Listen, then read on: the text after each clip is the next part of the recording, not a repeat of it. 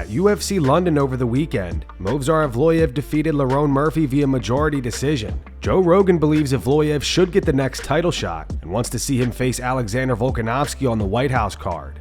The Evloev thing was very impressive. The fact that he was able to stand with him was very impressive to me. Look at that right hand. Aren't you excited to see him fight Volkanovski? Yes. Volkanovski is a tough puzzle to solve, man. That motherfucker can wrestle. So is that who's gonna get? Yes. They said whoever wins this gets Volkanovski? Yeah. God, I hope so. It is. God, I hope so. Yeah, it is. Hope they don't him again.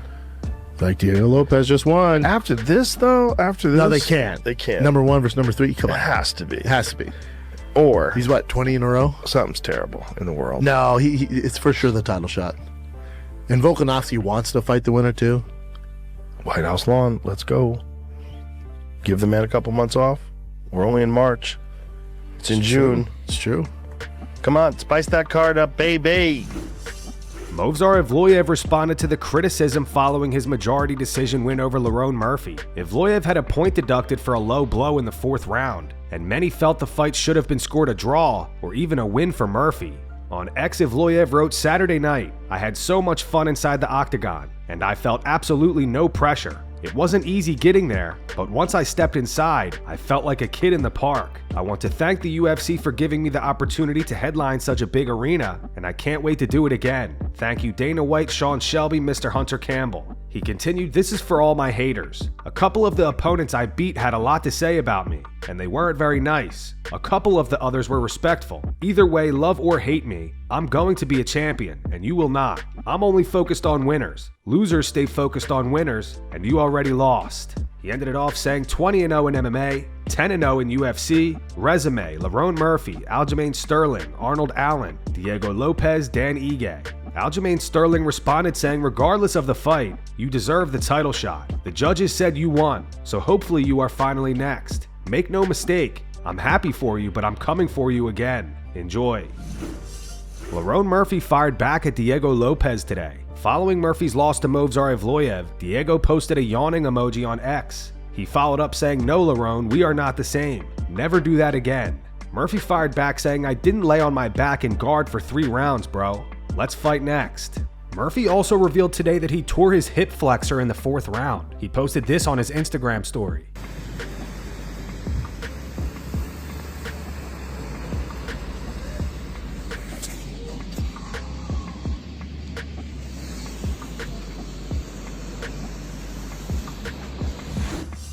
Cain Velasquez is back to training after recently being released from prison.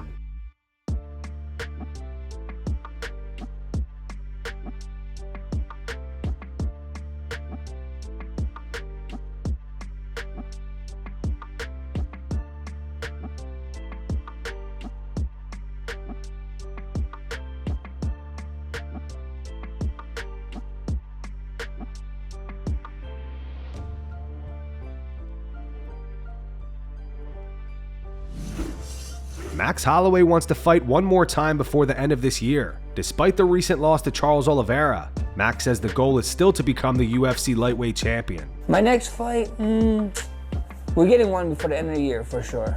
I would like to get one before the end of the year. There's a saying, you're only as good as your last fight. And my last fight, you know, it went the way it went. So I've been in this position before. That's the crazy thing. I got knocked down a bunch of times in my UFC career. And we always came right back up. So I got a lot more to prove. There's an undisputed title that I want to get. So first things first, we're doing all the right things. We're doing all the right checkups, like what we usually do after every single fight. And after speaking with the doctors, and we're going to speak with the team, we're going to try and reach out to Hunter them to get a new fight. And it's going to be one more this year, you know. Nate Diaz is set to fight Mike Perry on the Ronda Rousey versus Gina Carano Netflix card on May 16th. Joe Rogan says Nate is set to earn over $10 million. More. I mean, you probably know. That's wild. That's a lot of money. They're paying boys real money. Now, but the long what, game, I don't know. I think he could have made that same money versus Conor. If someone could just drag Conor to an Ibogaine Center again, clean that boy up. Conor's down. Conor's fighting the International Fight Week, supposedly. I hope that's true. But if Nate gets through this fight and they set that fight up, it's that or Chandler. The problem is Chandler's going to fight Hoofy, And there's no chance you're coming out of that with any understanding of physical reality. If that guy starts putting it on you, hey, rely. Daniel Cormier discusses the upcoming fight between Nate Diaz and Mike Perry. He compares their UFC resumes and explains why he believes the fight is built around Nate. Because when I look back, guys, and this is just me being completely truthful, right? I'm not hating on these guys because I love the matchup, because the matchup for me is a fun matchup between two guys that are going to make a fun fight, that are going to make the event feel special. They're going to talk trash, and it's going to be fun. But make no mistake about it, right? Nate Diaz, in his last, 1, 2, 3, 4, 5, 6, he was 3-3 in the UFC, 4-4 in his last 8 UFC fights. That's not knocking the door down of a world championship. Granted, he was fighting really good guys, right? He beat Michael Johnson, he beat Conor McGregor, then he lost to Conor, beat Pettis, lost to Masvidal, lost to Leon Edwards, beat Tony Ferguson. So he beat some good guys in that run, but he's not knocking the doors down of a world championship. Mike Perry, on the other hand, had it much worse. But again, I believe that this fight is built on Nate Diaz. I don't think it's built on Mike Perry as much as people do. This is built on Nate Diaz, right? And he was 4-4 in his last 4 fights inside the UFC. But when you look at Perry, right, he beat Mickey Gall, got beat by Daniel Rodriguez, got beat by Tim Means. He had got beat by Jeff Neal before that, right? So it's not like these guys were knocking the doors down of a title fight. But what they do bring is that fun, exciting fight, that brawl, the build to the fight that's going to really make people pay attention. Jan Blachowicz completed a half marathon yesterday, pushing through a calf injury from the start. Here's a clip of him being handed a beer during the race.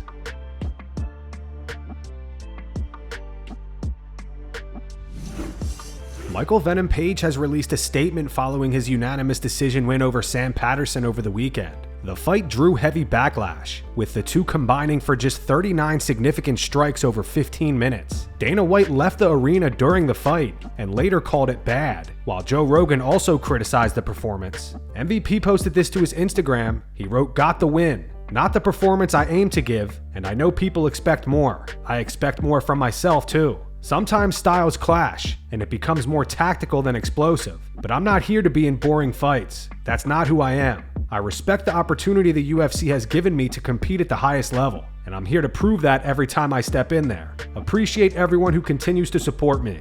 Respect to my opponent. Back to work. On to the next."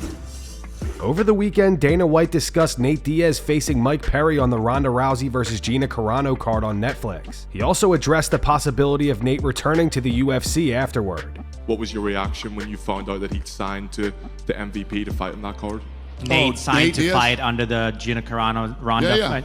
Have Yeah, you yeah. had a conversation with him about bringing him back to the UFC before that whole thing happened? Yeah, he came in and met with me a couple weeks ago. We had a good time, and I think Nate just got an offer he couldn't refuse. I haven't talked to him since then, but yeah, no, I'm happy for him. Does that now rule out him coming back to the UFC now that he's done that? Is he coming back? Is that an issue for him to then come back to the UFC after that? I don't know. I mean, let him do his thing, and then let's see how the fight plays out, and and we'll see what happens. Alex Bejeda spars with his coach Plinio Cruz as he prepares to face Cyril Gane for the interim heavyweight title on the White House card.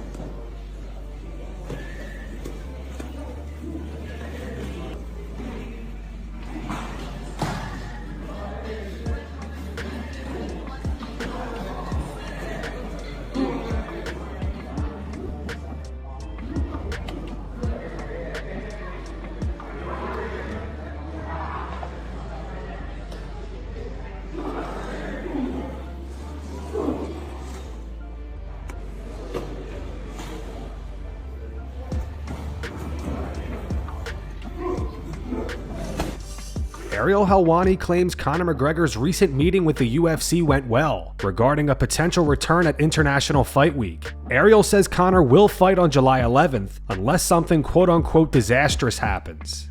It was lacking. It was just lacking, and it feels like there's just been too much of that as of late. And, you couple that with the answers that you get at the post-fight press conference, the demeanor, the state of things, the matchmaking, and this is why I continue to say the master of good timing, the beneficiary of the best timing in the history of the sport is Conor McGregor, because he is sitting there, I'm being dramatic here, kind of burning down that meme of the dog and this is fine. He's kind of sitting there being like, all right, yep, I'm sitting pretty right now. Of course you want me back. And I'm telling you, we told you about the meeting 2 weeks ago. I told you it went well. PT told you it went well. At this point, I think it would be safe to say that it would be a disastrous situation. Something disastrous would have had to have happened if he's not fighting on July 11th. They need this now more than ever. They need Conor McGregor to be on this card. They need this guy now more than ever, and they have to do everything in their power to make this happen. Let's play this clip of Max Holloway, because Max is very cerebral. Max is very calculated when he says things. Charles isn't getting that Conor fight after that fight. I don't even think Conor wants a BMF title. I think Max is trying to tell us something there. And I would put him with Nate out. It feels to me like he's trying to tell us, like, this is what I want, and I don't think he's talking if things aren't happening behind the scenes. And these talks are going well, and I think they're going well because the UFC recognizes, hey, we need to make this happen. Despite Dana White saying he's still recovering from a hand injury, Islam Makhachev posted new footage of him hitting the heavy bag today. Machado versus Makhachev, is there a possibility? Is it likely? He was here today. Ian Gary, he's very vocal about trying to fight Makhachev next. Is it possible that we see that fight next? Yeah, like Islam's coming back from an injury, a hand injury. As soon as he's ready, we'll figure out what's next for him.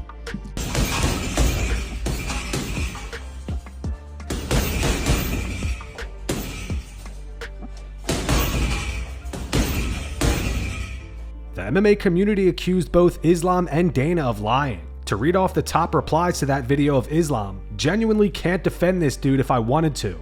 Bro actually ducked that shit. Yeah, dude, that hand is really injured. Biggest duck in the UFC. What I don't understand is if he has a hand injury, how he can't fight in June, but is rumored to be headlining International Fight Week in July a few weeks later. Dana's probably lying, recovering yet going hard on the bag. Bro was ducking. And yeah, I have a feeling we should stop believing what Dana says. And that's going to wrap it up for the news. Thanks for watching. For daily MMA news and content, subscribe to Full Mount MMA and click the bell icon to be notified when we post videos. Here are the 3 top comments from last video. The first one's from Rewinding VHS. It says, "We need more champions like Alexander Volkanovski." The second one's from Mojo2798. It says, "Dana, it's possible Evloev gets the next title shot. No shit." And the final one's from Granddaddy Jacob. It says, "MVP's fight felt like retaliation." Those were the 3 top comments from last video. If you want to be featured in the next one, all you have to do is comment down below. And if you missed yesterday's news, click the video on screen right now to get caught up.